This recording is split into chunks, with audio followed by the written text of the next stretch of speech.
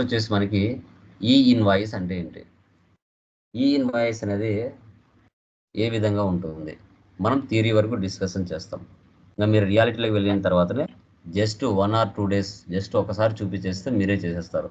అదేం పెద్ద లెక్క ఏం కాదు. బట్ దానికి సంబంధించిన మీకు దానికి సంబంధించిన roles and responsibilities maximum by hand ఇవ్వరు. ఎందుకంటే సీనియర్స్ సూపర్ సీనియర్స్ ఉంటారు కాబట్టి జస్ట్ మీరు వాళ్ళతో కొంచెం బాగా ఉండి తెలుసుకుంటే బెటర్. ఆల్మోస్ట్ ఎవరు చెప్పరు ఇవన్నీ కూడా.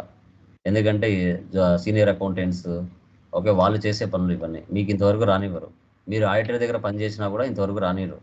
మీకు ఎంతసేపు ఉన్న పర్చేస్ సేల్స్ పేమెంట్స్ రిసిప్ట్స్ వరకే ఉంటుంది. కానీ మీకు GST return filing e invoice e way bill అంతవరకు మిమ్మల్ని రానివ్వరు. ఎందుకంటే ఆ వర్క్ మీరు నేర్చుకున్నారంటే మీరే వాళ్ళకి ఆపోజిట్లో ఒక దుకాణం పెట్టేస్తారు. ఓకే వాళ్ళు 5-6 సంవత్సరాలు కష్టపడి నేర్చుకున్న సిఏ సబ్జెక్టు మీకు సింపుల్గా తక్కువలో సింపుల్గా నేర్పించేస్తే ఇంకా వాళ్ళు బయట రోడ్ల మీదకి రావాలి. కాబట్టి ఎన్ని సంవత్సరాలన్నా వాళ్ళు నేర్పించరు. తప్పు అని కాదు, కానీ అది ఉంటుంది ఒక ఫీలింగ్. ఇప్పుడు నా ఫ్రెండే నాకు ఫైలింగ్ నేర్పించడానికి చాలాసార్లు నీకెందుకురా నేను చేస్తాను కదా, నీకు అవసరం ఉందా నాకు ఫోన్ చేయి నేను చేస్తా అనేవాడు.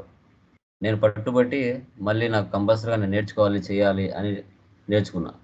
సో అలాగే ఎవరు చెప్పరు. ఎంత రిలేటివ్స్ ఉన్నా ఫ్రెండ్స్ ఉన్నా ఆడి వరకు వచ్చేసరికి ప్లీజ్ అంటారు. మన యూట్యూబ్లో చూస్తాం కానీ వచ్చినట్టే ఉంటుంది. ఎప్పుడైతే బై హ్యాండ్ మన చేతుల మీద నుంచి చేస్తామో అప్పుడే మీకు వచ్చినట్టు. దాంట్లో మళ్ళీ మధ్యలో అమౌంట్ మ్యాచ్ అవ్వవు. అప్పుడు మ్యాచ్ అయినప్పుడు మళ్ళీ డిలీట్ చేసి మళ్ళీ అప్లోడ్ చేసి ఇలా కూడా ఉంటాయి. ఓకే సో ఇదంతా కూడా సిఏ ఆడిటర్స్ చేసే వర్క్. బట్ మినిమం నాలెడ్జ్ మనకు ఉండాలి కాబట్టి థియరీ పరంగా మనం డిస్కస్ చేస్తాం. మీకు రియాలిటీలో వెళ్ళిన తర్వాత వాళ్ళకి అవసరమైతే 100% వాళ్ళే మీకు నేర్పిస్తారు. అవసరం లేదు అంటే నేర్పించరు. Okay done. చూడండి పీపీటీ కనపడుతుందా?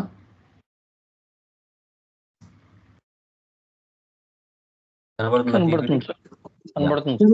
సో ఈ ఇన్వాయిస్ చూడండి. So invoice or bill. What is invoice?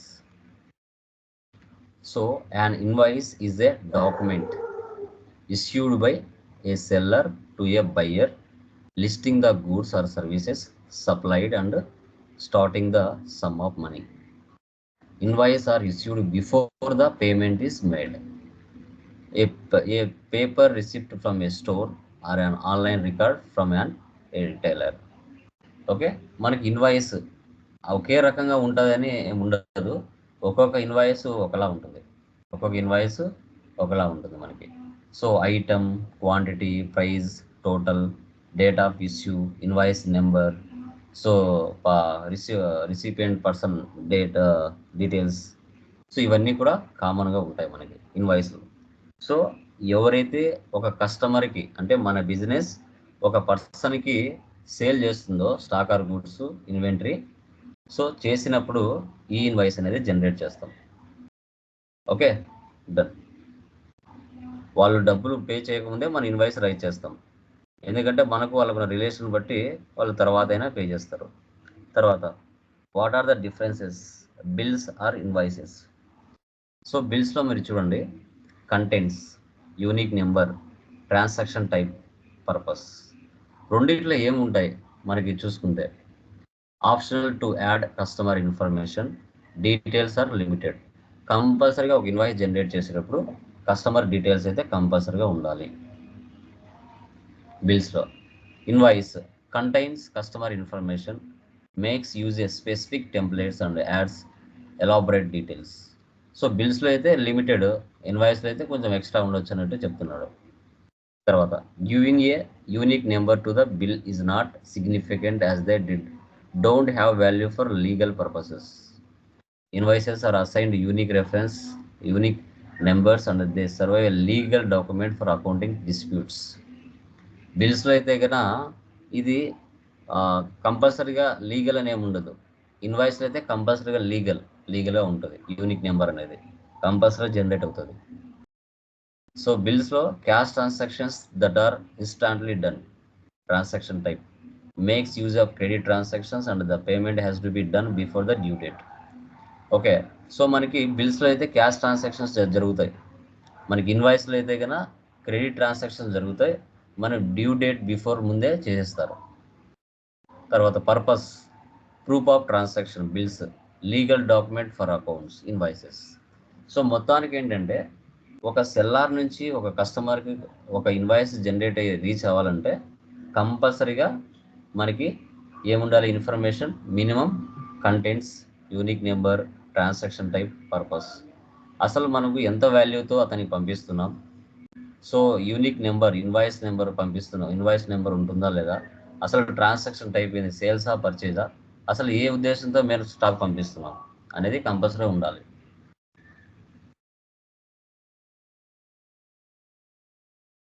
తర్వాత key points to understand before knowing e invoice. GST portal. GST portal is a platform for tax payers to perform various tax based activities.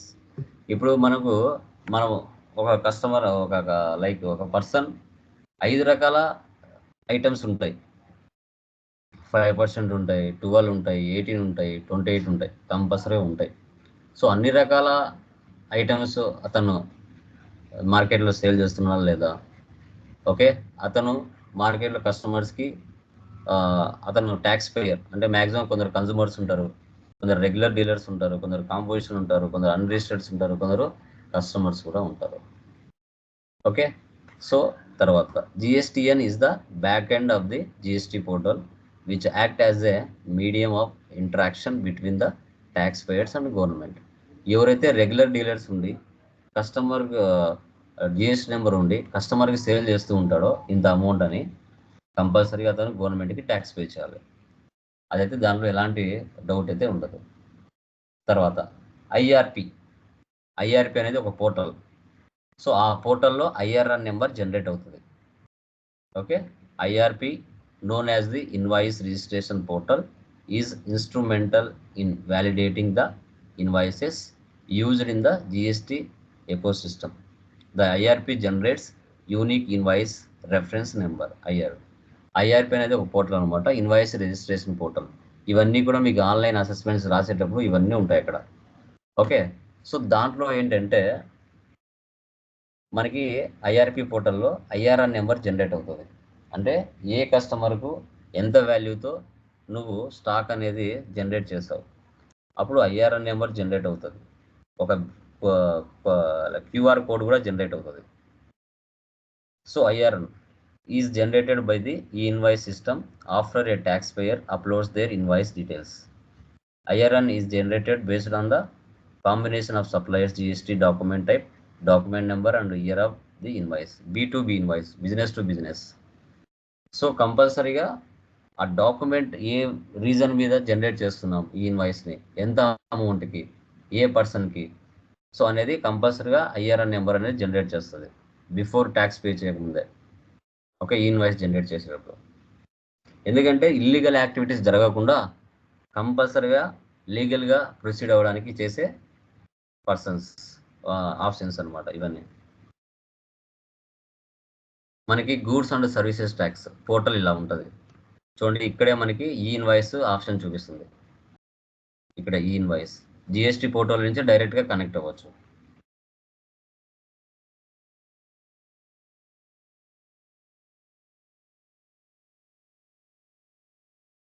So ఈ invoice, what is e invoice, why e invoice is introduced, when will e-invoice be introduced, what are the mandatory fields of an invoice, what does the e-invoice look like, what is the workflow of e-invoice, benefits of e-invoicing, types of e-invoices.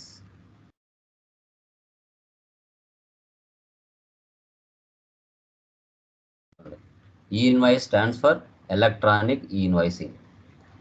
Invoicing, it is a system in which all business to business invoices are electronically uploaded and authenticated by the design portal. IRP పోర్టల్లో business to business ఎవరు అంటే ఇద్దరికి GST number ఉంటుంది.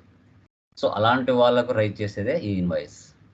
After successful authentication a unique invoice reference number IRN is generated for each invoice by IRP. Along with IRN each invoice is digitally signed and added with a QR code. Digital sign ఉంటుంది, QR code కూడా generate అయి ఉంటుంది. This process is collectively called e-invoicing under GST. In simple, it is a digital document between a buyer, a seller, and is validated by the government tax office.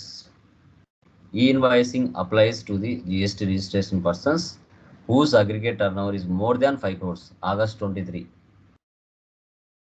So ముందు ఎక్కువ amount ఉంది, తర్వాత 5 crores వరకు వచ్చేసింది. చూద్దాం. Banks, financial institutions, goods transport agencies are exempted from this process. ఏవైతే బ్యాంకులు, ఇన్స్టిట్యూట్లు, transport agencies వీటికి ఈ ఇన్వాయిస్ అవసరం లేదు, ఎగ్జామ్షన్ ఇచ్చారు. ఓకే, తర్వాత why e invoicing is introduced. Today there are hundreds of accounting billing software that generates invoices and all of them have their own formats to store the information. మార్కెట్లో టాలీనే కాదు, చాలా softwares ఉన్నాయి, వాళ్ళ own formats ఉన్నాయి. So ఇలా రకరకాల ఫార్మాట్స్లలో ఈ invoice generate చేస్తున్నారు. బట్ అందుకు గాను వీళ్ళు ఏం చేశారు, an invoice generated by accounting software A can't be read by a machine that is using B accounting software. Accounting software A, invoice of A, accounting software B. Hence, a need was felt to standardize the format in which electronic data of an e-invoice will be shared with the other to ensure there is interoperability of the data. అందుకు గాను standardise ఒక ఈ-ఇన్వాయిస్ format అనేది గవర్నమెంటే ఇచ్చేసింది. దాంట్లోనే మనము upload చేయాల్సి వస్తుంది, రకరకాల నుంచి కాకుండా. ఎందుకంటే అది ఒక ప్రోగ్రామింగ్ చేసిన తర్వాత దాని లాంగ్వేజ్లో ఉంటేనే అది రీడ్ చేయగలుగుతుంది, మెషిన్ లాంగ్వేజ్. సో ఇప్పుడు ఎక్సెల్ ఫార్మాట్లో కొన్ని ఉంటాయి, ఆ ఫార్మాట్లో ఇస్తేనే తీసుకుంటుంది, లేకుంటే తీసుకోదు అనమాట. స్టాండర్డైజ్ ఇలాగే ఉండాలి. కొన్ని బ్యాంక్ స్టేట్మెంట్స్ ఉంటాయి. సో ఫస్ట్ కస్టమర్ నేమ్, అతని account number, IFS code, address, ఇలా కొన్ని ఫార్మాట్స్ ఉంటాయి ఎక్సెల్లో. అలాగే ఫిల్ చేయాలి నువ్వు. నేమ్ ముందర, అడ్రస్ తర్వాత అలా చేశారంటే కాదు, అది మెయిన్.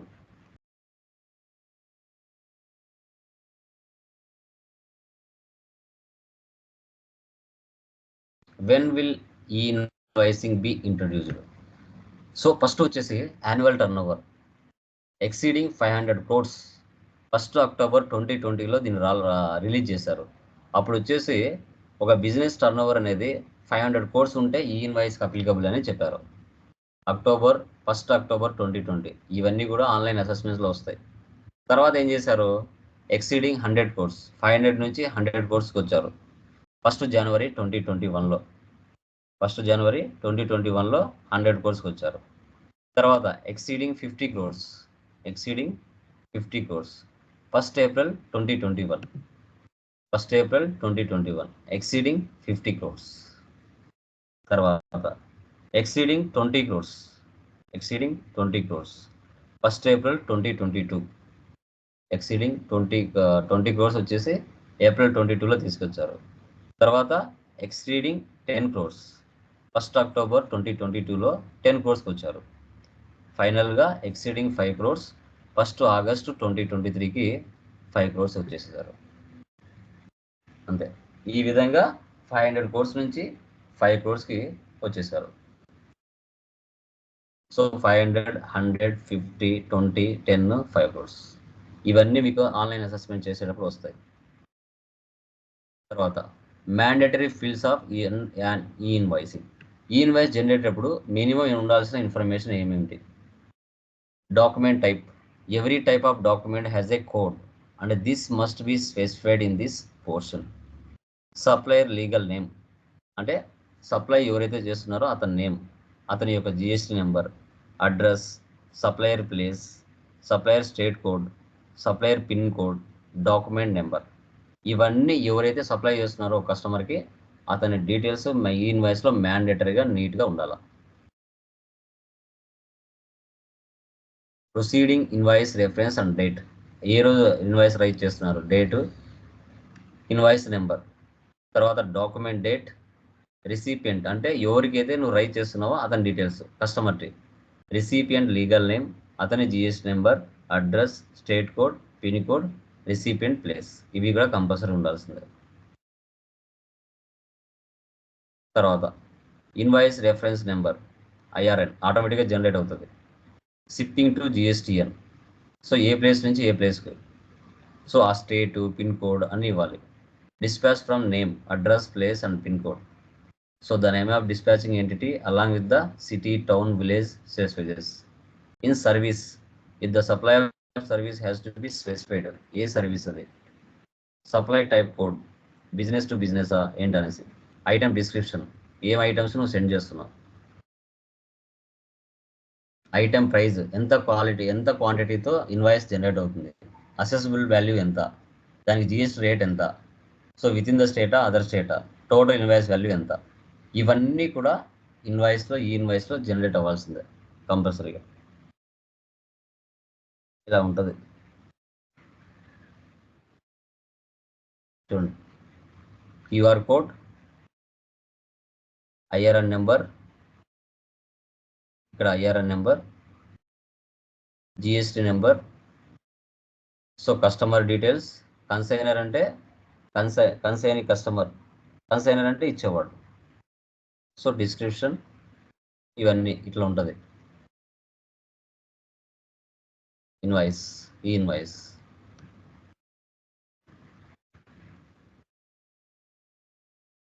ఇంకా పోర్టల్లో work flow of an e invoice ఎలా పోర్టల్లో ఏ విధంగా అది 1 by 1 తీసుకుంటుంది అనేది ఇక్కడ మనం చూడొచ్చు. ఇదంతా పోర్టల్ తీసుకుంటుంది. ఇంకా బెనిఫిట్స్ ఆఫ్ ఈ invoice, elimination of fake invoices generate అవ్వవు.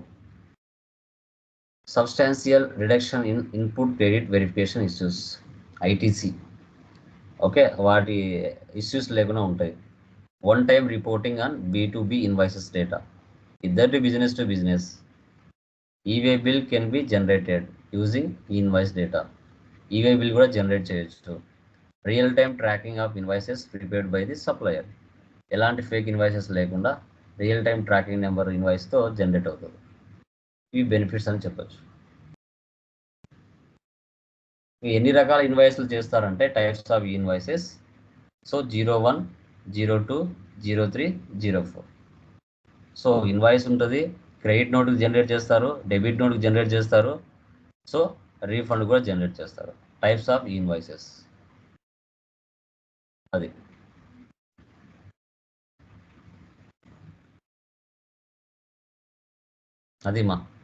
అది ఇన్వాయిస్ అంటే.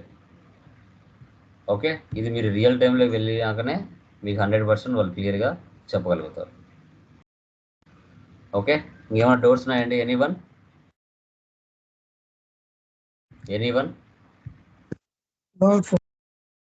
క్లియర్? సో జాబ్కు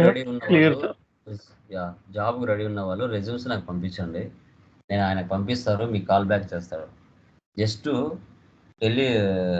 టెలికాలింగ్ ఇంటర్వ్యూలోనే చాలామంది ఫెయిల్ అయిపోతున్నారు, అది చాలా బాధాకరం.